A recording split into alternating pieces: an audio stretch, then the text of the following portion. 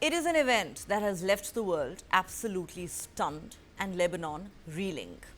As if straight out of a Hollywood science fiction movie, in a coordinated and sophisticated attack of a nature and on a scale never seen before in any war or conflict. The past 2 days have seen thousands of pagers and walkie-talkies across Lebanon explode simultaneously, causing huge casualties and grievous injuries. At least 37 people have been killed in the synchronized attacks in the last 2 days, and over 3,500 have been injured. Hospitals in Beirut have been overwhelmed. Most of those targeted in these attacks were Hezbollah fighters, but scores of civilians, including children, have been hurt too. On Tuesday, witnesses saw smoke coming from people's pockets before seeing explosions that sounded like fireworks and gunshots. The pagers received messages that appeared to be coming from Hezbollah's leadership before detonating. The messages instead appeared to trigger the devices. Explosions continued for around an hour after the initial blasts. At least one of the walkie-talkie explosions that took place on Wednesday occurred in the vicinity of a large crowd that had gathered for the funerals of 4 victims of Tuesday's pager blasts. Chaotic scenes erupted as ambulances struggled to reach the injured, and locals became suspicious of anyone using a phone. Hospital staff in Lebanon have performed over 450 surgeries, mostly on eyes and faces, with many also treating hand injuries. Dozens of wounded people have been taken to Iran and Syria for further treatment. While it hasn't directly claimed responsibility, it never does, the needle of suspicion undoubtedly points at Israel. In fact, in what sounds like an admission, Israel has said a new era of war has begun.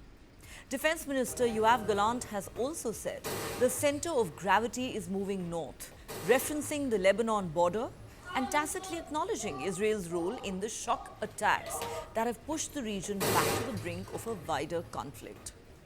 Lebanese Foreign Minister Abdullah Abu Habib has said he fears that the attacks signal a move to an introduction to war. He said it's a scary moment and we are afraid of coming to war because we don't want a war. Lebanon and Hezbollah have laid the blame at Israel's doorstep. Lebanon's communications ministry has said the walkie-talkie devices that exploded on Wednesday were a discontinued model made by the Japanese firm ICOM. The ICV-82 radios were not supplied by a recognized agent, were not officially licensed, and had not been verified or vetted by the security services, according to the ministry. The firm has said the model was discontinued a decade ago, and it could not determine whether these devices were counterfeit or shipped from its company. The question on everybody's mind is this: just how were these attacks carried out? Where did the devices come from? And will this plunge the Middle East into a wider conflict? Western media has quoted Lebanese security sources as saying Hezbollah had bought the pagers that exploded about 5 months ago. Reports say Israel planted explosives next to the battery in each pager, as well as a switch for remote detonation.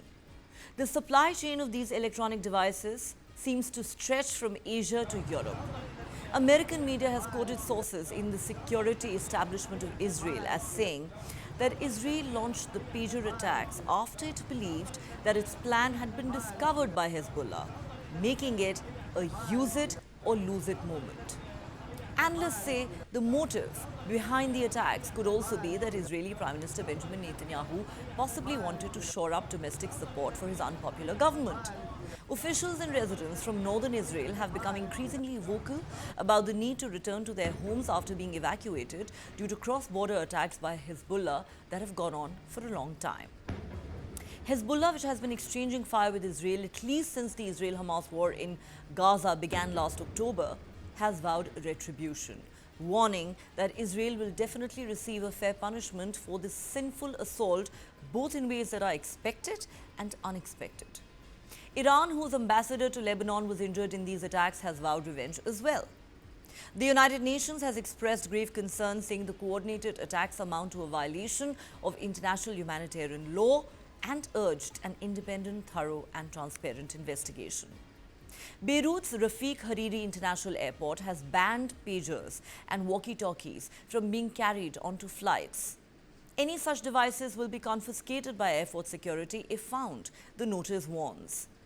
People across Lebanon are now terrified of everyday communication devices following 2 days of deadly pager and walkie-talkie blasts. Many are abandoning their mobile phones out of fear. Many rumors and messages are wildly circulating, telling people to shut off their Wi-Fi routers or to take out batteries from electronic devices.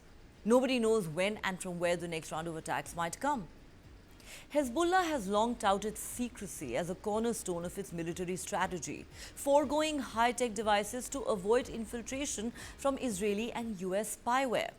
At the start of the year, Hezbollah leader Hassan Nasrallah called on its members and their families in southern Lebanon, where fighting with Israeli forces across the border has been raging, to dump their cell phones, believing that Israel could track their movements through those devices.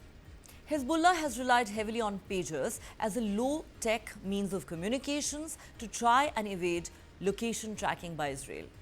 Pagers are wireless telecommunications devices that receive and display alphanumeric or voice messages. They are much harder to track than mobile phones. But this massive intelligence and security failure has come as a body blow to Hezbollah. Experts say this will also lead to a crippling of the group's communications network because they'll have to revamp it completely to try and avoid further penetration by its enemies.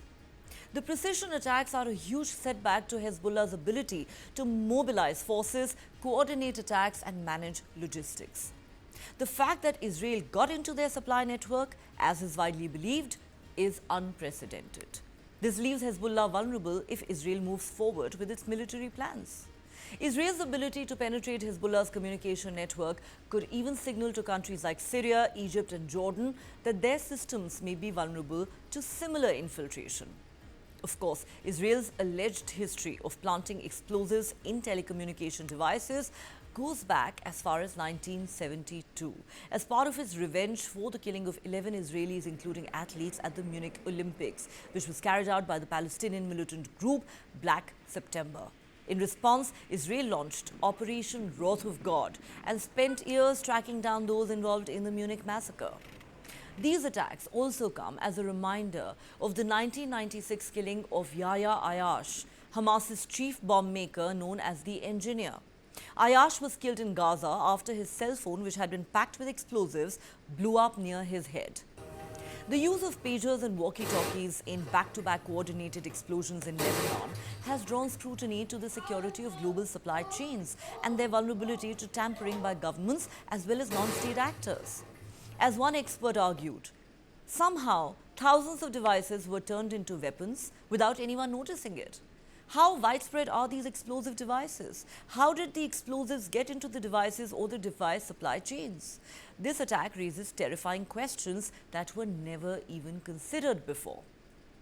The question we are asking on Global Lens tonight is this: are Israel's pager and walkie-talkie attacks in Lebanon a tipping point and a game changer, not just in the Middle East conflict, but also in modern warfare in general?